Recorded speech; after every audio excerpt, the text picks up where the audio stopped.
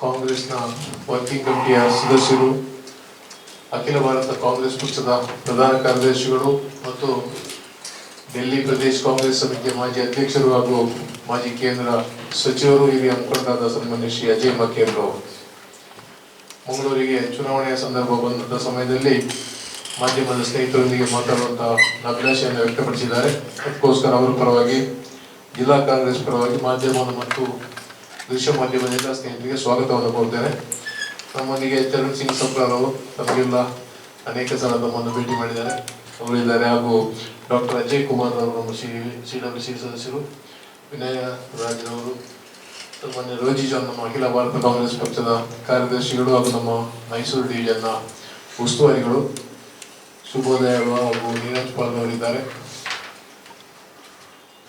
ಮತ್ತೊಮ್ಮೆ ತಮಗೆ ಹೃತ್ಪೂರ್ವಕವಾದ ಸ್ವಾಗತವನ್ನ ಕೋರ್ತೇನೆ. ಕಾಂಗ್ರೆಸ್ ಪಕ್ಷದ ಅಧ್ಯಕ್ಷರಾದ ಮಲ್ಲಿಕಾರ್ಜುನ ಖರ್ಗೆ ಅವರ ವಿಚಾರವಾಗಿ ಒಂದು ಆಡಿಯೋ ಅಲ್ಲಿನ ಬಿಜೆಪಿ ಅಭ್ಯರ್ಥಿಯವರ ಬಿಟ್ಟಿದ್ದಾರೆ. ಅದನ್ನ ತಮ್ಮ ಗಮನಕ್ಕೆ ತರ್ತಾ ಮತ್ತೆ ಮುಂದುವರಿಸ್ತೇವೆ.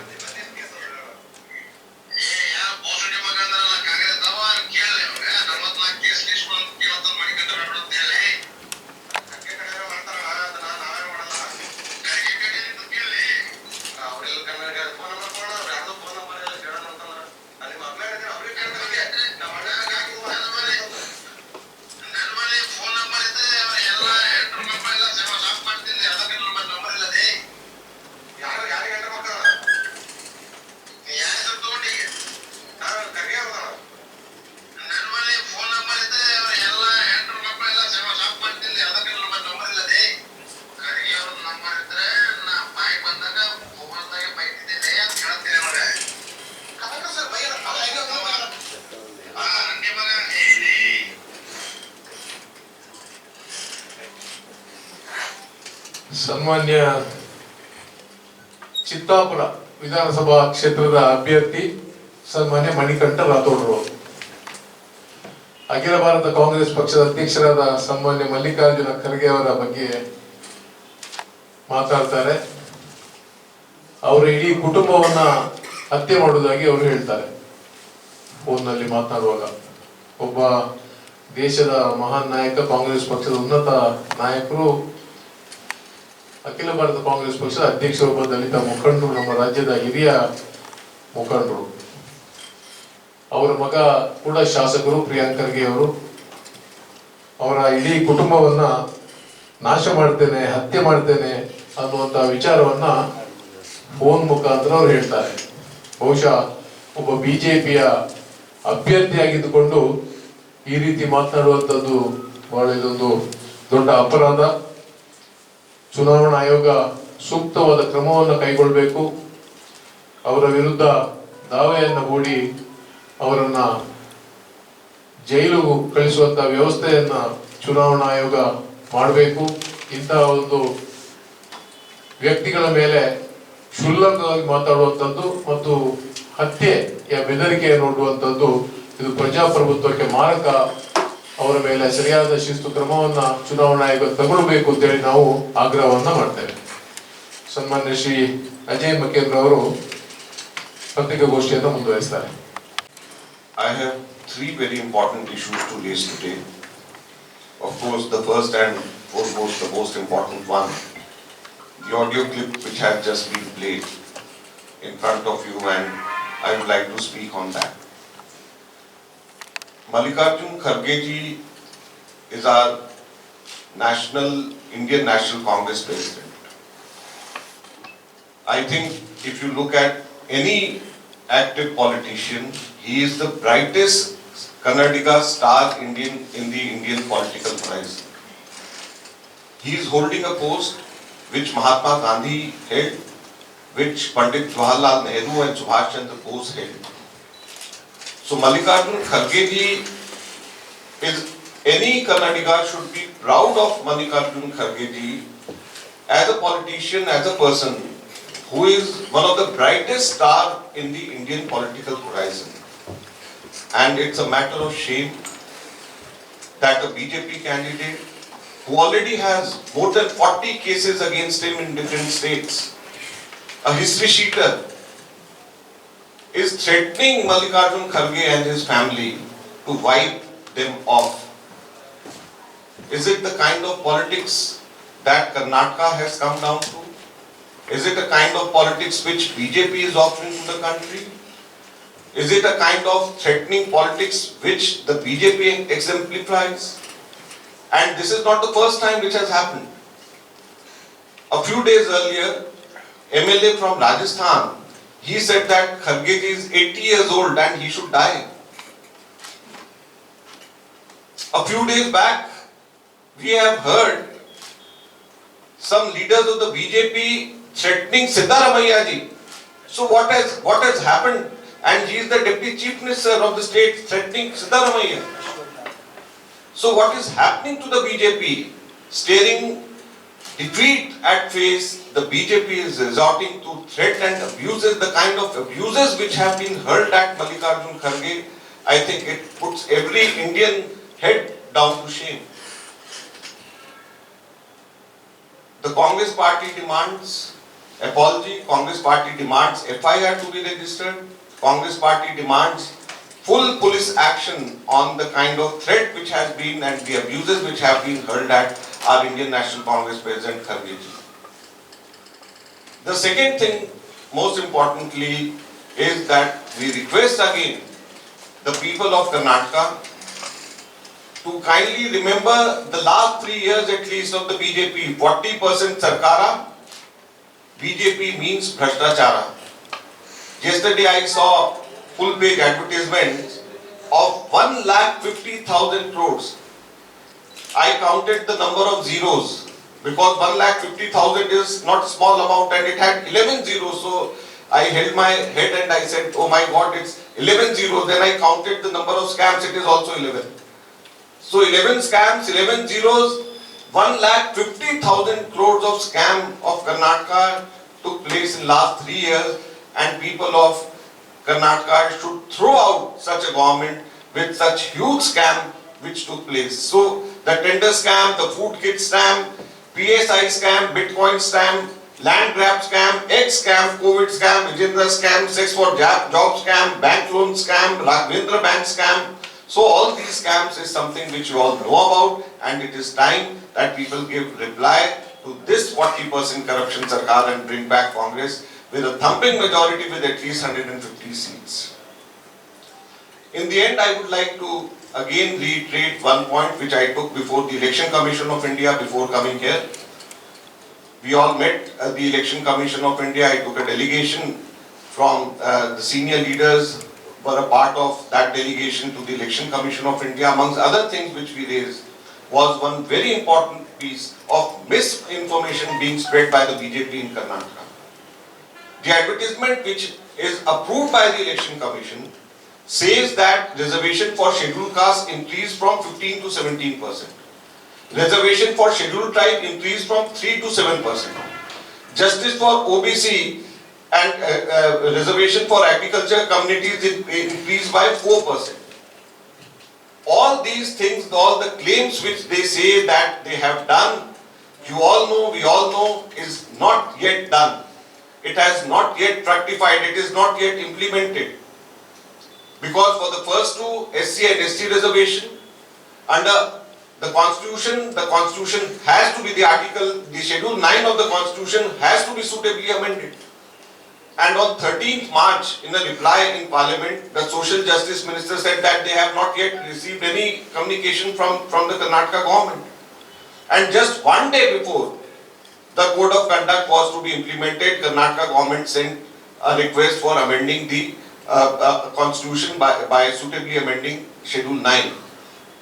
It has not yet even started, and once it is amended, then it will again undergo through the lens of the Supreme Court. For the OBC reservation, already Supreme Court has given a stay. Already the Solicitor General has promised before the Supreme Court that they will not implement here in Karnataka. And the next date of hearing for this is on 9th May. So how can, without even implemented, they can say, and how can the Election Commission allow such misinformation to be peddled in the state, in the election going state, is what we took up with the Election Commission, and this is something which we, through you, want to tell the people of Karnataka that this is a kind of BJP government, a political party, without doing even, they start claiming credit for it. Whereas on the other hand, the Congress party in 2013, we made 165 promises and we fulfilled 158 out of 165 promises. Now again we are giving 5 promises. Greh Jyoti scheme, in which 200 units of electricity will be given free. Greh Lakshmi, in which a female head of household will be given 2,000 rupees a month every day. Anbhagya, which will give 10 kg of rice to every member of the family. Yuva Nidhi, 3,000 for every unemployed and 15,000 for every unemployed diploma holder. Free bus travel for women, 3,000 for every unemployed graduate and 1,500 for every unemployed diploma holder. And free bus travel for women. So these are the 5 promises which Congress party is making. On back of that, as I have said, in 2013 we made 165 promises and fulfilled 158 out of them. So with this track record of the Congress party and with 40% Sarkara track record of the BJP, we appeal to the people of Karnataka to bring back Congress with at least 150 seats. This is what Congress party should be given in Karnataka to tell the BJP that we no longer will tolerate corruption in Karnataka. Thank you very much. Yeah, there is a question. What is your reaction to the charges made by Modi that Congress wins 85% commission? 85%. Well, we have been hearing that Modi ji always says that Rajiv Gandhi in 1985 had said that we sent 1 rupee and only 15 paisa comes down. We have to understand the context. First of all, Rajiv Gandhi said it in Kalahandi in Odisha against the state government which was ruled by the Janata Dal at that time. So he said it to the Janata Dal state government that we are sending 1 rupee from Delhi and you are in turn in Kalahandi, in places like Kalahandi, only 15 paisa is going down. So Rajiv Gandhi didn't say anything about the national party, about the central government. He said about the state government and that too about the Janata Dal state government, the opposition government. So this is the first thing which they have to understand. And second thing is that it is Rajiv Gandhi only who wanted it to be rectified. And it was rectified by Rajiv Gandhi because he was able to bring in the IT revolution. And by Dr. Manmohan Singh and Nandan Nilekani. Both of them, they brought in UID, unique identity number, which was linked to the bank accounts and directly money is being paid. So, first of all, 2 important things. First of all, Rajiv Gandhi said this against the state government at that time, which was Janata Dal government. And second most important thing is that it is rectified now thanks to Rajiv Gandhi's IT revolution, thanks to Manmohan Singh and Nandan Nilekani's UID, which is linked directly with the bank account. And it is the technology brought in by Rajiv Gandhi, it is by the initiatives taken by Dr. Manmohan Singh and Nandan Nilekani that this is rectified and directly money is going into the hands of the people. And Modi, how can he say anything against corruption? What happened to Lokpal and what happened to Lokayukta? In Karnataka, Lokayukta is pretty active. But why isn't it active in Delhi? We passed Lokpal and Lokayukta Act in 2014. Is there a Lokayukta, effective Lokayukta in Delhi? No. Anna movement took place in 2012-13 for Lokpal. Modi also participated, his party also participated. So why there is no Lokpal so far? And Modi in the last 7-8 years has diluted the Lokpal Act. Modi in the last 7-8 years has diluted the Right to Information Act in such a way that they have become infructuous. There are more than 28,000 cases pending in Central Information Commission for right to information. 28,000 cases. So how can Modi talk about corruption? You said about the election commission is partial to BJP's. Absolutely, because the advertisements, as I have said, each and every advertisement is scrutinized by the election commission and election commission only approves. So I took it before the chief election commissioner in Delhi Mr. Salman Khurshid also was with me, Mr. Vivek Tankha also was with me. And I took it up, and on 30th April, Randeep Surjewala had written about this to the Election Commission. Election Commission has so far not said no to our reply. But even if they take any action, say 1 day or 2 days before the election, the damage would have been done. It's already done. Yeah. So that is why I am through you. Now in democracy, through you we have to approach the people. So through you we are telling them that look, this is a false, this is something which is not true. And we are giving proof for that. We are also telling that in Parliament. The minister has replied that they didn't get any reference from the state government for amending the constitution.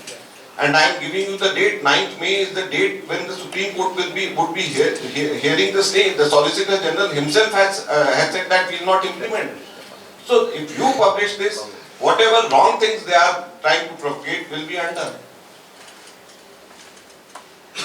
You mentioned about that BJP candidates Yeah. statement on Kharge's one. But BJP is protesting about Kharge's few days ago, Kharge's statement about Modi regarding he is like a poisonous snake. So what is your Is that a threat?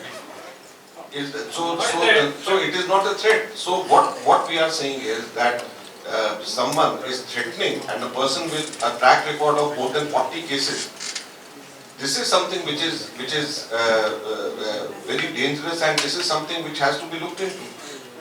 And it is directly a threat on the life of the President of the Indian National Congress. A proud, any proud Indian, any proud Karnataka would be so proud of a person like Mallikarjun Kharge, who has risen through the ranks. so what BJP But says you still didn't answer Kharge is it. like is a politically very high position and being such a stature, in such a stature, can you give such a No.